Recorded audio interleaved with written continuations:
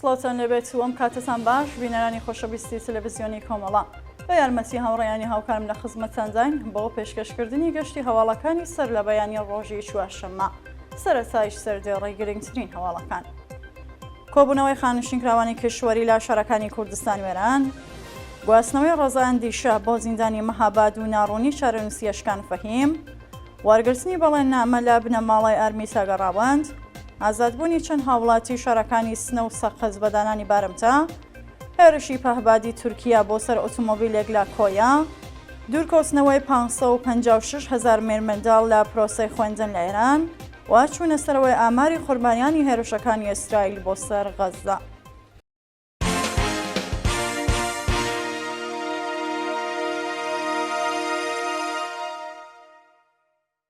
درێژە هەواڵەکان، کۆبوونەوەی خانشینکراوانی کشوەری لە شارەکانی کوردستان و ئێران.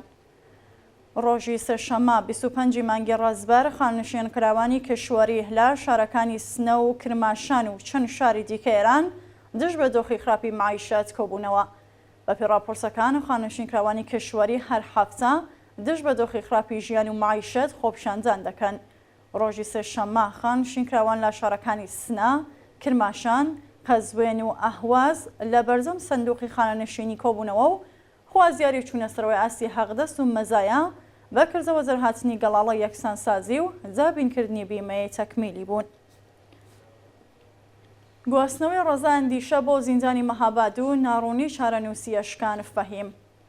ڕۆژی سێشەممە 25 مانگی ڕازبەر ڕەزا ئەندیشە هاوڵاتی خەڵکی مەهاباد پاش یەک مانگ بەندکران لە گرتوخانەی سڵاتی ورمێ بۆ زیندانی ئەو شارە گوازرایەوە.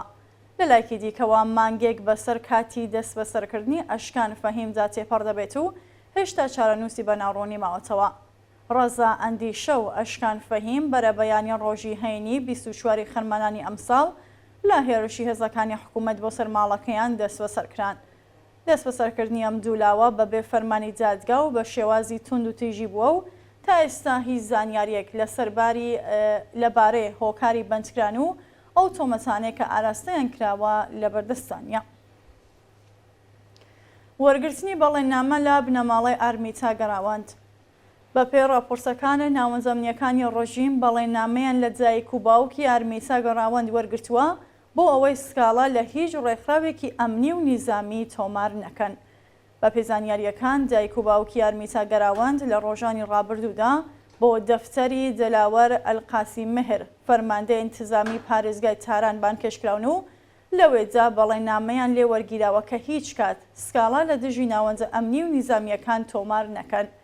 شایانی باسەکە لە چەند ڕۆژی ڕابردوودا دۆخی تەندروستی ئارمیتا هیچ گۆڕانکاریەکی بەسەردا نەهاتووە و بنەماڵەکە نیگەرانی چارەنووسی ڕۆڵەکەیانن. ئازادبوونی چەند هاوڵاتیەکی شارەکانی سنە و سەقز بە زانانی بارمتە. هەر یەک لە سەفا عەلی، خاڵۆی ژینە ئەمینی، ئازاد ئەمینی، هیوا تاتایی، سەمیرە ئەحمەدی، هێرۆ قەدیمی، ئومێد مقەدەس و هیوا جەهانی خەڵکی سەقز کە هاوکات لەگەڵ ساڵیادی شۆڕەشی ژینادا دەست بەسەرکرابوون ڕۆژی سێشەممە 25 ڕازبەر بەدانانی بارمتە و بە شێوەی کاتی ئازادکراون. بەپێی راپۆرسەکان ماوەیەک لەوە بەرەو هاوکات لەگەڵ ساڵوەگەڕی گیانبەختکردنی ژینە ئامینی و دەستپێکی شۆڕەشی ژنجیان ئازادی سەفا عەلی، ئازاد ئەمینی، هیوا تاتایی، سەمیرە ئەحمەدی، هێرۆ قەدیمی، ئومێد مقەدەس و هیوا جەهانی لەلایەن ناوەنجەمنیەکانەوە بەبێ بەڵگەی قەزایی دەست بەسەرکران.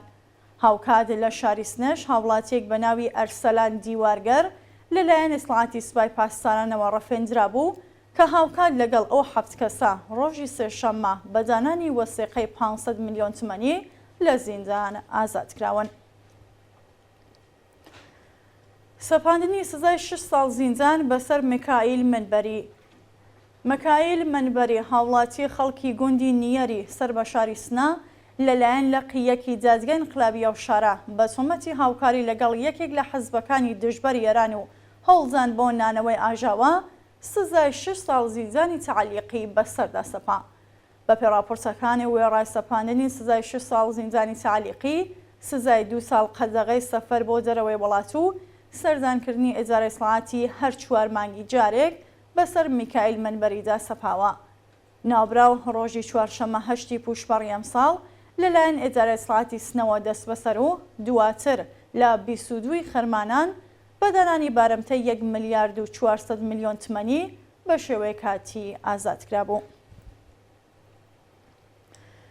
بەربوونی خوێنی گورچیلەی ئامیار فەتحوڵڵاهی لە گرتوخانەی سڵاتی قوڕوا. بەپێی راپۆرتی ناوەندەکانی مافی مرۆڤ، گۆرچیلەی ئامیار فەتحوڵڵاهی قوسابی تەمەن 16 ساڵی خەڵکی قوڕوا لە ئاکامی لێدانی هێزەکانی سڵاتدا تووشی خوێنبەربوون بووە. ڕۆژی یەکشەممە 23 ڕەزبەری 1402 قوسابیەکی تەمەن 16 ساڵ بە ناوی ئامیار فەتحوڵڵاهی خەڵکی شاری قوڕوا پاش ئەوەی کە لەلایەن یەکێک لە کارمەندانی ئامۆزش و پەروەرشەوە ڕادەستی ئیدارەی سڵاتکرا لێدرا و هەڕەشەی کوشتنی لێکرا کە بەهۆیەوە گورچیلەی تووشی خوێنبەربوون بووە. هێرشی پەهبادی تورکیا بۆ سەر ئۆتۆمۆبیلێک لە کۆیا. ڕۆژی سێشەممە 25 مانگی ڕازبەر پەهبازەکانی تورکیا هێرشیان کردە سەر ئۆتۆمۆبیلی بنەماڵەیەکی دانیشتووی کەمپی پەنابەرانی مەخمور لە نزیک گوندی کانیکەندی سەر بە شارستانی کۆیا لە هەرێمی کوردستان و بەهۆیەوە شۆفێرەکەی گیانی لەدەستا و چەند کەسی دیکەش بریندار بوون. بەپێی راپۆرتی دەستگای دژە تیرۆری هەرێمی کوردستان، پەنابەرێکی دانیشتووی کەمپی پەنابەرانی مەخمور بە ناوی دلڤان ئیشەک هاوڕێی لەگەڵ 3 ژنی دیکە کە بۆ مامەڵەی ئاژەڵ سەرزانی گوندی کانیکەندی لە دەوروبەری شاری کۆیای کردبوو لە هێرشی پەهبادی تورکیا کوژراوە و 3 ژنەکەی هاوڕێی بە سەختی بریندار و ڕاگوێزی نەخۆشخانە کراون. درێژە ناڕزایەتی کرێکارانی ڕەسمی نەوت لە ئاغاجەری.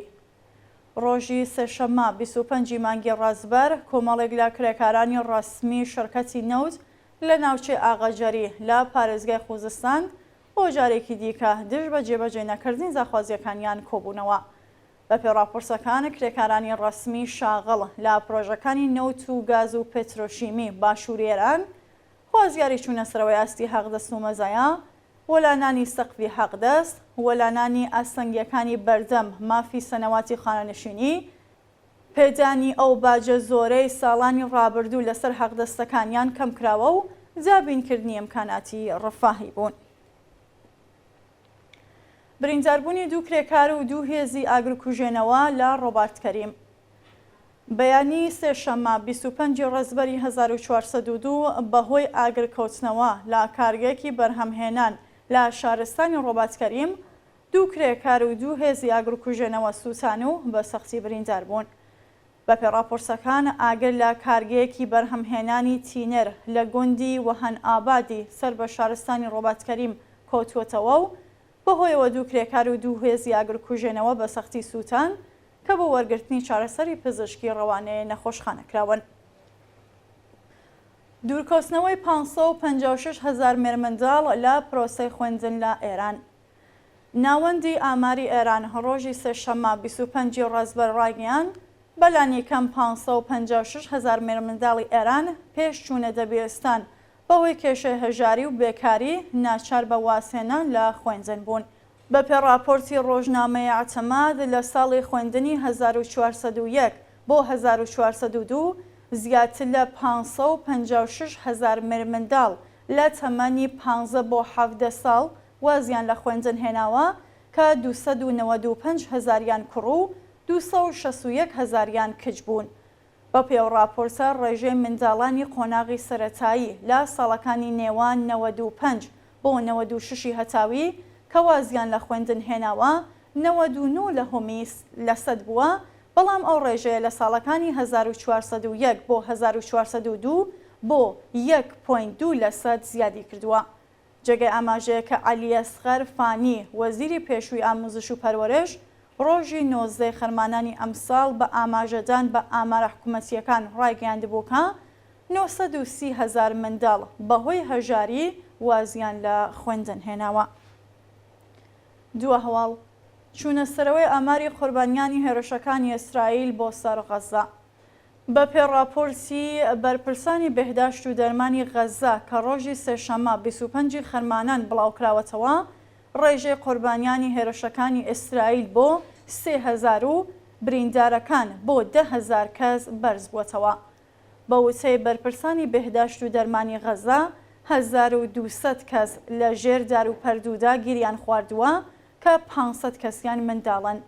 هەروەها ڕۆژی سێشەممە بۆ 11هەمین ڕۆژی بەردەوام شەڕ و پێکدادان لە نێوان چەکدارانی حەماس و ئەرتەشی ئیسرائیل بەردەوام بوو. تەنیا لە هێرشی ئاسمانی بۆ سەر خان یونس و دەروازەی ڕەفاح نزیکەی 7 کەس کوژرا و بریندار بوون. لە لایەکی دیکەوە 4 ئەندامی حیزبوڵای لوبنان و 4 فەرماندەی گروپی حەماس لە هێرش ئاسمانیەکانی ئیسرائیل کوژراون و بەرپرسانی دەوڵەتەکانی فەڕەنسا، ئاڵمان، بریتانیا و ئامریکا هەڕەشەی توندیان لە حیزبوڵا و کۆماری ئیسلامی کردووەکە خۆیان تێکەڵ بە شەڕی غەزە نەکەن.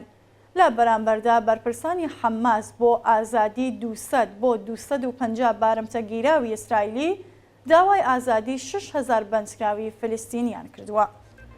بینەرانی خۆشەویست هەواڵەکانتان پێشکەشکرا، هەر شاد و بەختەوەر بن.